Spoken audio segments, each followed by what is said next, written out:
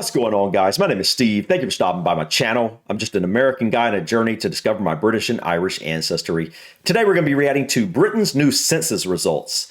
This video was actually recommended to me by a subscriber, and I thought it would be kind of interesting to learn about what the current makeup of the British people looks like in regards to religion, ethnicity, and so forth. I've actually explored American census data before, and I always thought it was really cool how I could learn so much about my family's history and about the history of the country just by looking at this little bit of data that came out every 10 years. And it's just so interesting how you see things change over time with this data. And so I thought this would be a really good way for me just kind of learn a little bit more about the people of the UK and who they are today. So anyways, guys, I'm not going to ramble anymore. Let's go ahead and check out Britain's latest census results. This video was brought to you by Brilliant. Here in the UK, every 10 years we conduct a census.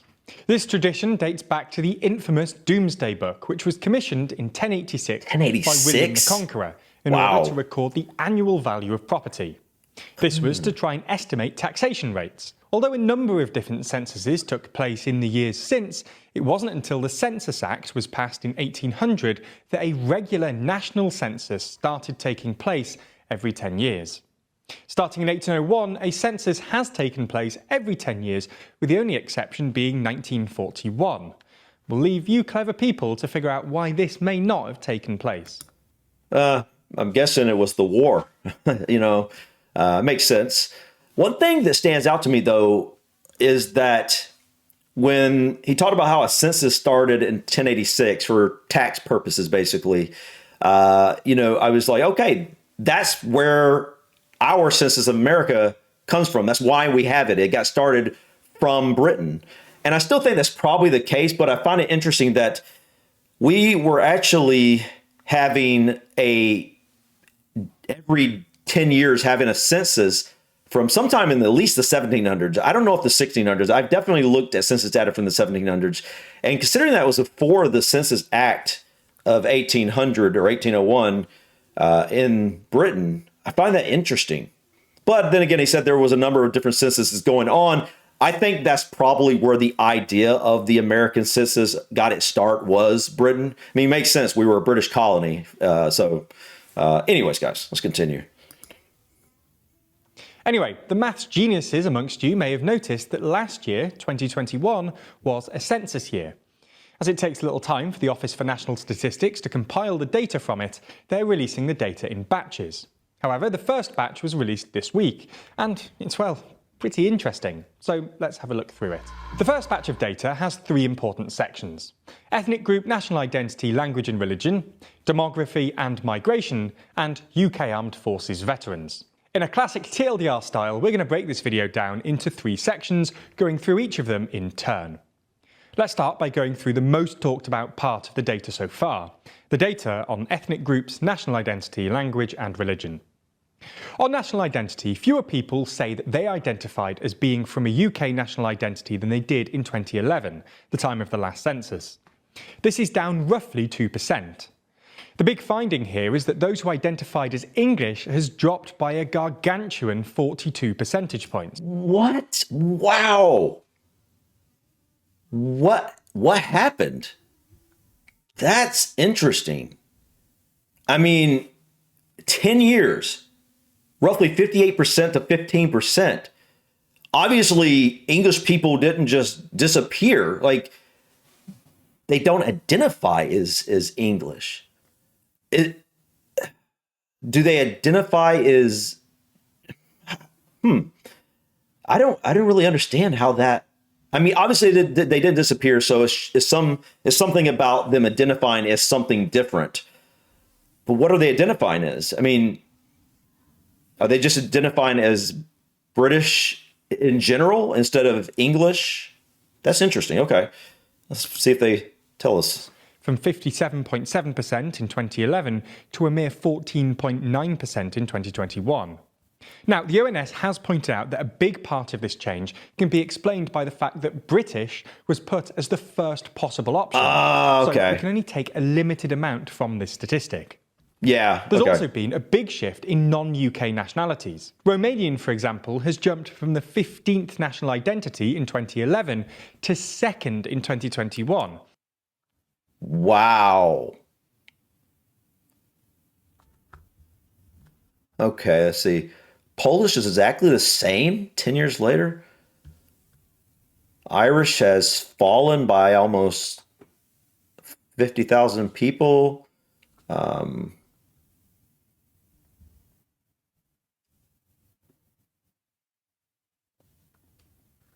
Italians grown a lot. U.S. citizen, that is down by about 9,000. All right. But yeah, I think the top thing to notice is that Romanian and Spanish seem to increase a lot, and Chinese dropped. Well, not really that much, but I mean, kind of. Yeah, German. Anyway, that's interesting. Okay. And Spanish has jumped from 16th to 8th. Irish has moved down from 2nd to 4th. There were also some big shifts in relation to ethnicity too. The number of people who identified themselves as a high-level category of white decreased from 86% to 81.7%. Now, we should say here that this statistic has been misinterpreted by some of the more reactionary right-wing commentators online, who've claimed that certain British cities, including London, are now minority white. London is, indeed, 37% white British. Wow. Oh, However, it's not minority white. London is 53% white. In fact, the ONS even note themselves that the largest percentage point increase was seen in the number of people identifying through the other white category. There were also some pretty big changes in the numbers of other ethnicities. The other largest change was in, well, the other ethnic group category, with this rising from 0.6% to 1.6%. Another big rise was in the number of people identifying as African. This went up from 1.8% in 2011 to 2.5% last year. Anyway, another well-reported finding from the census was the change in religion. The big finding here was that for the first time ever in a census, less than half the population described themselves as Christian. wow. And what has been a 13.1% decrease in only 10 years. Wow. That's a big drop. Wow. The UK is now a minority Christian country. There was a huge... I wonder if it's just if people as a whole have dropped religion, or if it's an increase in other religions to go along with the drop in Christianity. That's really interesting as well. 12-point decrease in those who say that they do not follow any religion. There, look at that. That right there is almost that difference. I think he said it was 13% drop, and this is a 12% increase. So that seems to be what happened was that maybe it's the younger generation, I guess, that's not identifying with religion as much as the older generation was. That's all I can imagine there. That's interesting. 1.6% increase was seen in those identifying as Muslim, alongside a 0.2% increase in those who identify as Hindu. It's a very small Clearly, amount. this demonstrates that the UK is swiftly becoming a more diverse country, and that Christianity is swiftly losing its dominance. Anyway, there are some more signs that Britain's becoming more diverse when we look at the second section of the ONS data release on demography. Anyway, let's start this section though by looking at the basic changes in things like population and households. The ONS found that, in 2021, the population of England and Wales was about 59.6 million, which is the largest population ever recorded. 59.6 million. Okay. Just trying to wrap my head around that to compare it to other countries and stuff. So, yeah, I mean, I think I've said in the past, I thought it was around 60 million. I don't even know how I got that number. And I'm almost on point to what I was actually thinking. Maybe I've heard 60 million somewhere else, but I was almost right on point. This was a growth of 3.5 million, or about 6.3%, since the last census back in 2011. 3 million people, 3.5 million people since the last census. That's not actually that much, honestly. That looks like a fairly low growth rate. Or maybe I don't know. Interesting. Corresponding to this, there were about 1.4 million more households since 2011 too, which was a 6.1% increase. Sticking on the topic of households, there were some developments here too, notably in terms of deprivation. In essence, the ONS categorises deprivation as at least one member of a household meeting one of 4 criteria: being unemployed, having few GCSEs, having bad health, or living in overcrowded accommodation. The census revealed that 51.7% of households in England and Wales were deprived. Although this sounds ridiculously high, this is actually down from 2011, when 57.6% of households were deprived. Okay, that one is interesting to me. I think I'm not understanding that data very much. I mean, I guess if you say someone is either unemployed, I don't know if you wait, that has to do with schooling. So something about lack of schooling, bad health, or overcrowded. I guess when you add those 4 categories together, I mean, it makes sense that a lot of people would have one of those. So, I mean, I guess that's not too surprising. It would be surprising if somebody, a lot of people had all of those, but, it makes sense that, people are going to have one or the other from time to time. The most deprived area of England and Wales is the northeast, and the least deprived is the southeast. The census results then move on to discuss marriage status. One of the big changes with this is that in 2014, gay marriage became legal in the UK, and opposite-sex civil partnerships became legal in 2019. The largest group in the most recent census is still people in a marriage or civil partnership, and while this has increased numerically since 2011, from 21.3 million to 21.7 million, this is decreased as a percentage of the population from... So almost 45% of people are basically married, Okay. 46.8% to 44.6%. As we mentioned, this is the first census in which we can observe how many homosexual marriages have taken place. There are currently 134,000 individuals in this kind of marriage, which makes up only 0.6% of individuals in marriages.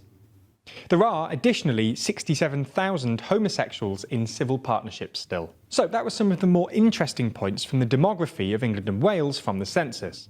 So let's move on to the last part of the ONS data, the changes in those who have worked for the armed forces. There are currently 1.85 million people who reported that they had previously worked for the armed forces who live in the UK. That's a decent bit. Local authorities with the highest... That's a decent bit considering the population, I think. It's pretty high, actually. Proportion of veterans were Gosport, North Kesteven and Richmondshire in England, and Conwy in Wales. However, there just wasn't that much data released by the ONS on veterans, but we have run you through the more interesting bits. If you want to read anything more about this section, or any other section of the census data released so far, we've linked it in the description. Anyway, in conclusion, the census data released so far demonstrates that Britain is a country that is changing very quickly. The population is getting larger, and with this, groups that were previously dominant are shrinking. Britain is becoming more multicultural, with smaller ethnicities, nationalities and religions growing in size. We'll have to wait until 2031, though, to see whether this trend continues. Now, all right, guys, that was interesting. I can't say that the data was overall shocking to me, but I definitely noticed a few trends. One of those things is it seems that the younger generations are less interested in marriage or religion. And I don't think that's something that's just happened, in the UK. That's also something that just seems to be happening across the board globally. And the same thing is happened in America as well during this last census data, if I'm not mistaken, from what I remember. Really the population increases and things like that weren't too shocking to me. I mean, what was it, 3 or 3.5 million more people in England in the last 10 years? I mean, I would have expected probably about that number. That doesn't seem to be... that big of a change. One thing that's definitely a big change is the Romanian population. I mean, that's a huge percentage change. I don't know, off the top of my head, is that like about 500% increase? What happened? I don't know what happened there, but that's really, really interesting. But the others, I mean, there's some that fell, some that grew. I mean, nothing over the top really for the most part for the rest of them. Spanish grew quite a bit, but generally speaking, like U.S. citizens dropped by 9,000 people. I mean, in the last 10 years, But overall, I wouldn't say most of the stuff was that shocking. I mean, other than the fact of how many people have dropped religion in the last 10 years. That's pretty crazy. Anyways, guys, thank you so much for stopping by. Please click that like button. Feel free to drop your comments or suggestions about this video or others. And don't forget to subscribe to continue to follow me on my journey to discover my British and Irish ancestry. Until next time, guys, peace.